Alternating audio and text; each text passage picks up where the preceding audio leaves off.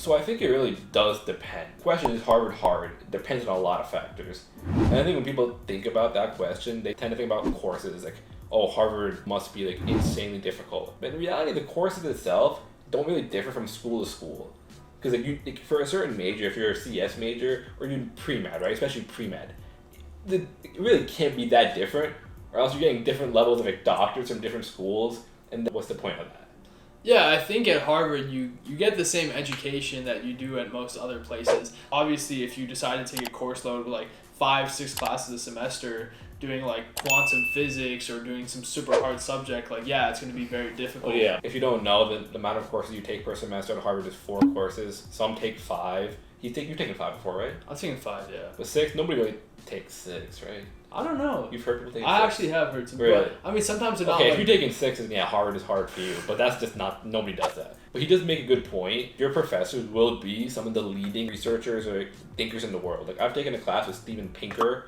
A lot of these courses, the textbook is written by a professor. But I think part of the Harvard experience, right, is trying new things, trying different things you might not normally have done. And I think that's like a really big part of the culture is trying to push yourself a little bit. I think Harvard prides itself on its liberal arts education and like all around thinking. Like, we have requirements called Gen Ed requirements, and it will require you to take 4 courses in different sectors, like arts and humanities, science, technology, world culture. Even if you are a physics major or you're pre-med, you're gonna have to take these courses in humanities and other sectors no matter what. Yeah, but I feel like some of these courses, the idea that like they force you out of your comfort zone isn't always true, right? I feel like some of these courses are not always the most difficult thing, and like yeah, they have you take like a course that you might not normally have taken, but because you take one course in that thing isn't gonna mean that. Yeah, but it'll expose you to new ideas and a new way of thinking. Like some people, physics majors, all they do is P-sets. 20 hours of work. P-sets are problem sets, so they're just like homework, I guess. 20 hours of work on problem sets. Not much writing in terms of essays per se, but like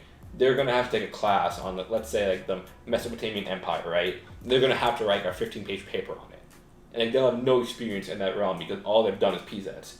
So I think that you will get pushed out, even if it's one class. One class can make a big difference on somebody. I think that's fair, but what is it? How many gen ed requirements are there? There's 4 gen eds. 4 gen ed requirements, but 4 courses out of how many? Let's say you take 8 courses a year for 4 years, 32 courses, right?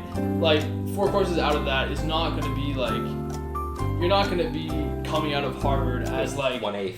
As 1/8 of your experience in courses that you wouldn't normally take. So yeah, I think big Harvard brain right here. I had to do the math a little bit. I simplified it to 2/16 first, and then I went down 1/8. Yeah, but so like coming out of Harvard, you're not going to be like a Renaissance man just because you took 4 gen ed courses on some random topics. Right? I do think it makes the experience a bit, harder, but I think it's good that's a bit harder.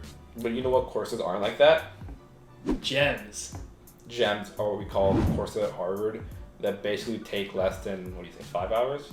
I think 3 to 5 hours, right? I would say 0 to 8. Yeah, 0 to 5 hours. 0 to 5 hours of work per week, and in which most people could get by with an easy A doing the bare minimum. A lot of people each semester will text each other like fiending for these gem courses to pad their schedule, either as like a 5th class or as an easy 4th class. They are helpful when you have like 3 really difficult time-consuming courses, like 20 hours of work per week. Throw in a gem in there, so you can kind of just relax a little bit. You still learn a lot.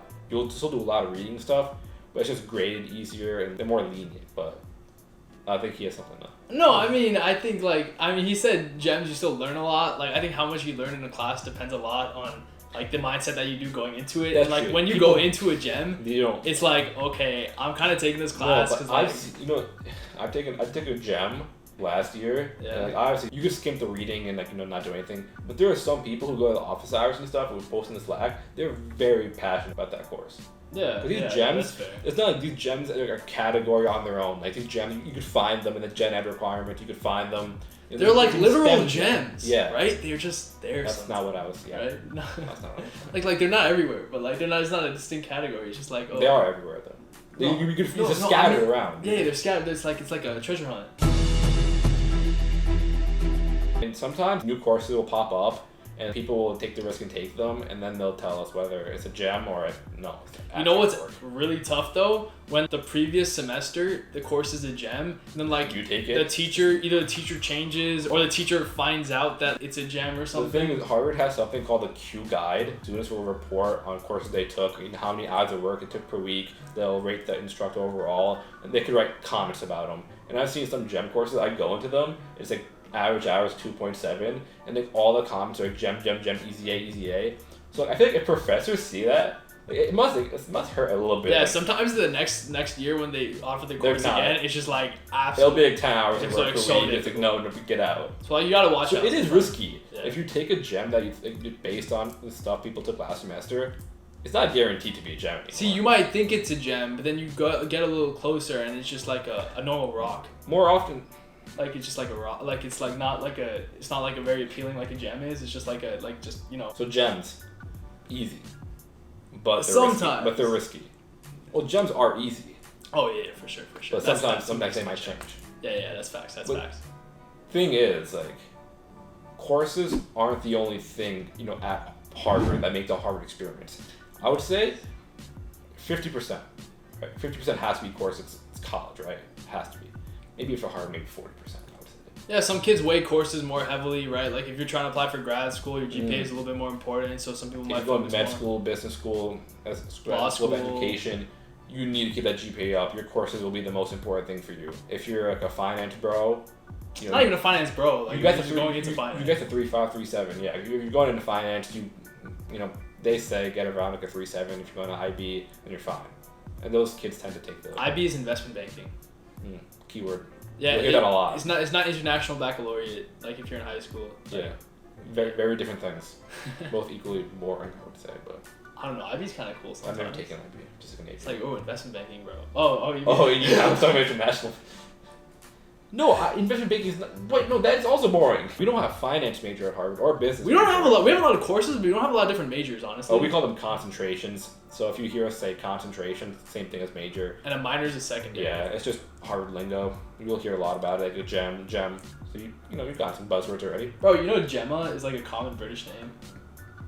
Boy, if you don't get... Even just normal clubs on campus, like have what's called a comp process, right? So to get into the club, you actually have to like interview, do certain tasks and stuff. You can't just join a club. A lot of these clubs at Harvard, you actually have to put in work, and like you might get rejected from certain clubs. That can be very demoralizing when you're like a first year and you just got into this environment and you're like, oh, I couldn't even get into this club. Yeah.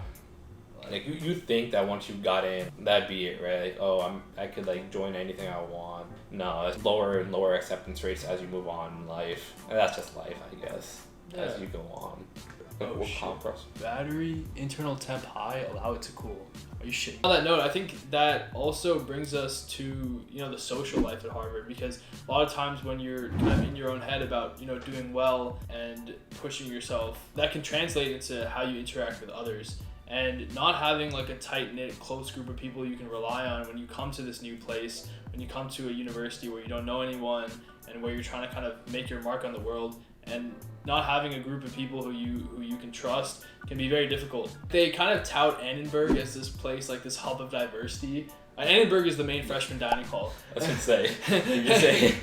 And so all the freshmen eat there, right? And so you can meet whoever you want, and theoretically you should be able to like mix with a lot of different groups, right? And so in the beginning, like first couple of weeks of school, like yeah, that's very true, and like you get to meet new people, and it's a great conduit to be able to like form relationships, right? But once these groups, these cliques, like it's not that people are making these with bad intentions. It's just like as you start meeting people, you do tend to congregate into groups, right? Then if you walk into Annenberg, you recognize these like people who are in their own groups. It can become like a very you can kind of feel like an outcast, right? And like or if your group isn't there, like sitting there in the dining hall, you're like, okay, now what do I do?